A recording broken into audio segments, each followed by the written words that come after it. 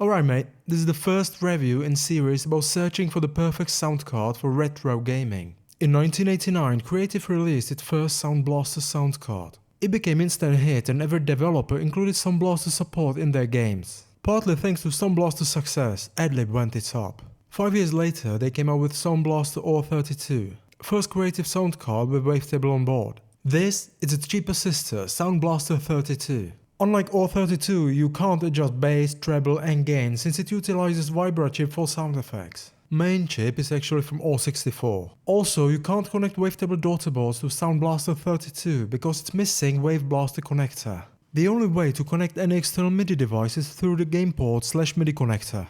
OR32's got 1MB onboard memory for loading sound banks. However, Sound Blaster 32 doesn't. Both cards can be expanded with two 30-pin memory modules up to 28MB. Even though you can add two 16MB modules, the synthesizer can't address all of it. Some versions don't have memory slots at all, so you're either like that. Creative released like million different versions of this card. One version is missing one feature, another version is missing something else. I'm gonna be testing CT3670. The card itself is a bit shorter than its older sister. One IDE port for additional CD-ROM is placed at the end of the card. And as usual, 4 3.5 jack connectors for line in, mic, line out and amplified speaker out. Unfortunately, I'm unable to load sound banks under DOS for some reason, so I'm stuck with 1MB default bank. Bloody computer crashes every damn time it initializes General MIDI. Perhaps the card I own is faulty because it does exactly the same thing on multiple computers and even different versions of DOS. I'll try to figure it out during the testing. It's working just fine in Windows and that's where I'll test MIDI files. Creative claims it's compatible with Sound Blaster 16 and should be with OR32. We'll find out later if it's true or not.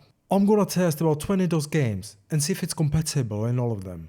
As I said before, there's some problem with loading sound banks.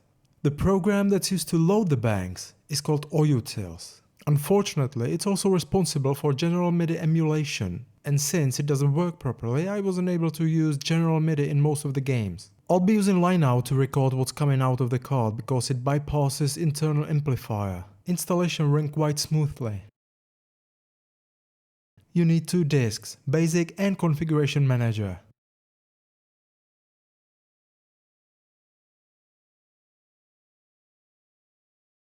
Everything is done pretty much automatically.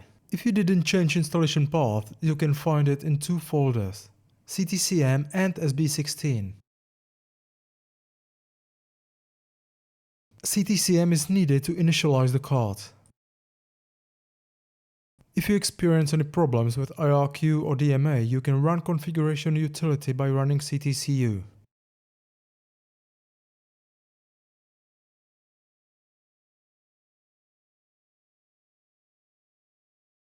Change whatever you need to, save it and reboot your rig.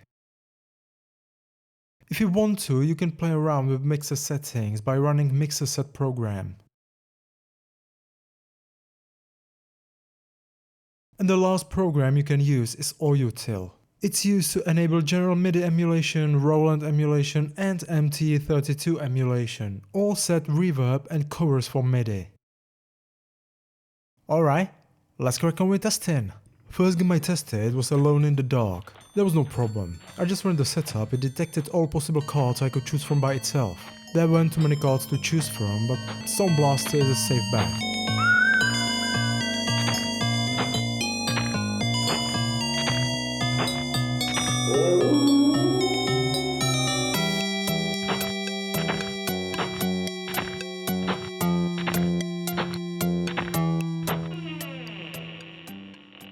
General MIDI drivers usually don't work. You must either use Sound Blaster or Adlib for MIDI. The only game I managed to get working with General MIDI was the Day of the Tentacle. Everything else refused to work with port 330.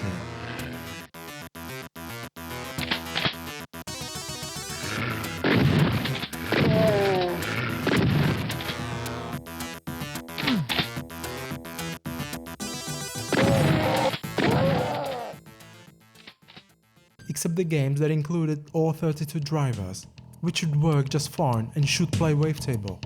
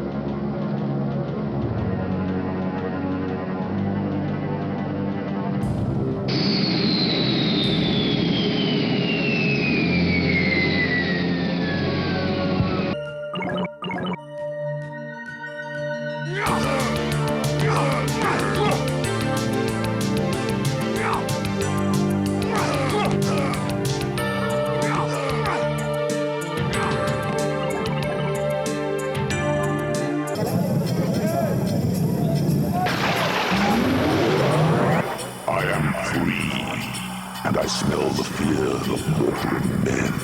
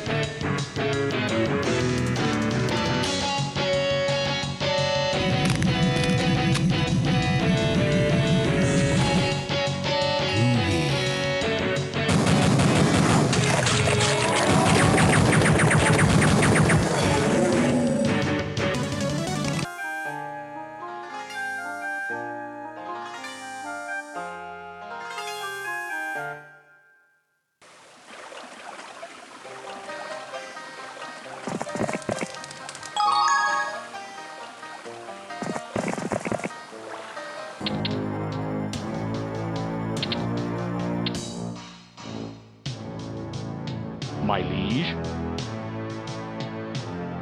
Yes.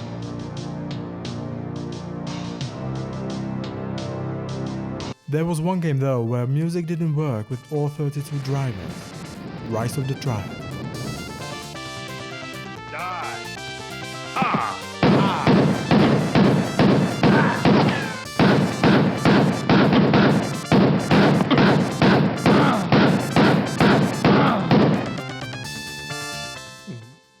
Another game I was having problems with was Dungeon Master 2. When I set the sound to Sound Blaster 16, in-game sound didn't work at all, even though the test inside the setup worked just fine. I had to use either Sound Blaster or Sound Blaster Pro.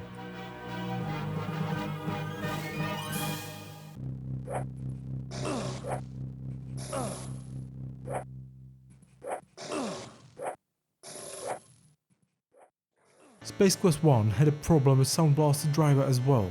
Sound and music didn't work. The only driver that worked was Adley.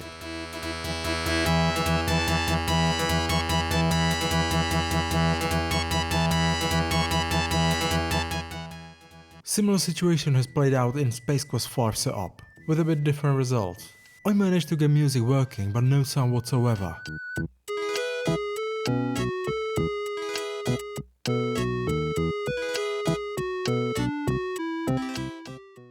Following games worked fine, except they don't have all 32 driver. I was stuck with FM synthesis there.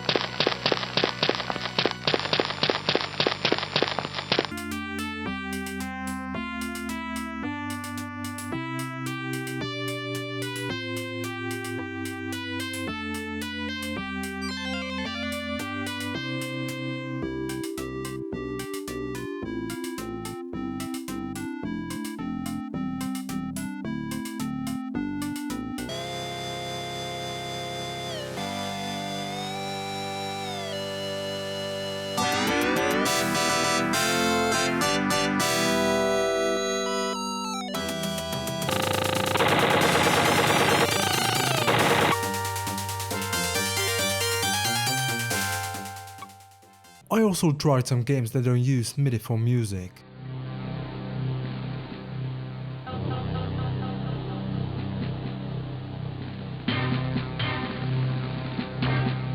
Warning, lasers operational.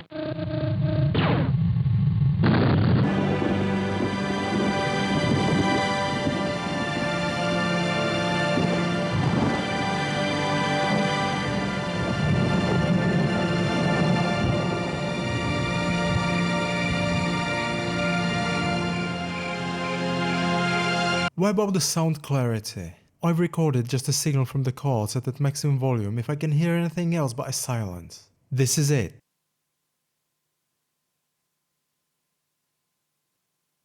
Then I boosted the signal by 12 dB.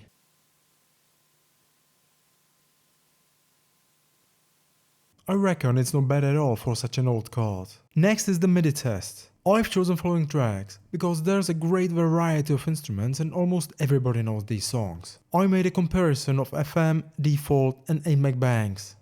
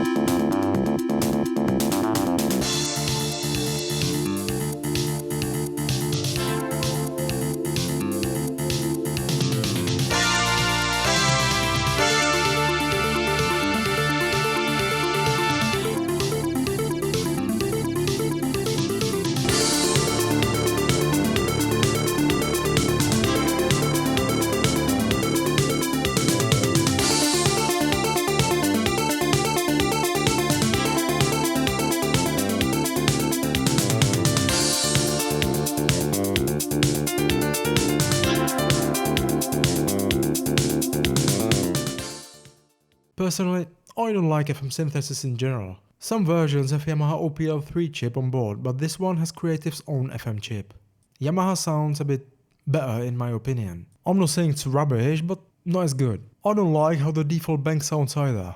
Of course it's much better than FM, but instruments sound too artificial and not clear enough. On the other hand, 8MB bank sounds quite good. Compatibility is a bit of an issue with this card. Can't say if it's Creative's or game's fault, but most of the games worked fine though.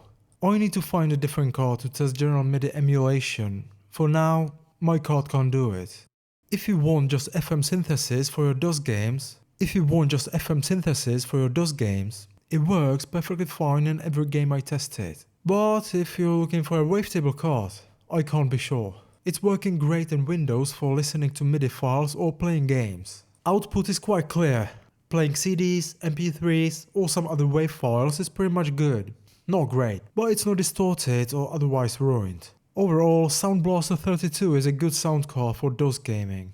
You can get it for as cheap as $40 or £30 on eBay. Some people list it as all32, so be careful and check out the exact model. And that's it for the video. Leave the feedback in the comment section and see you next time.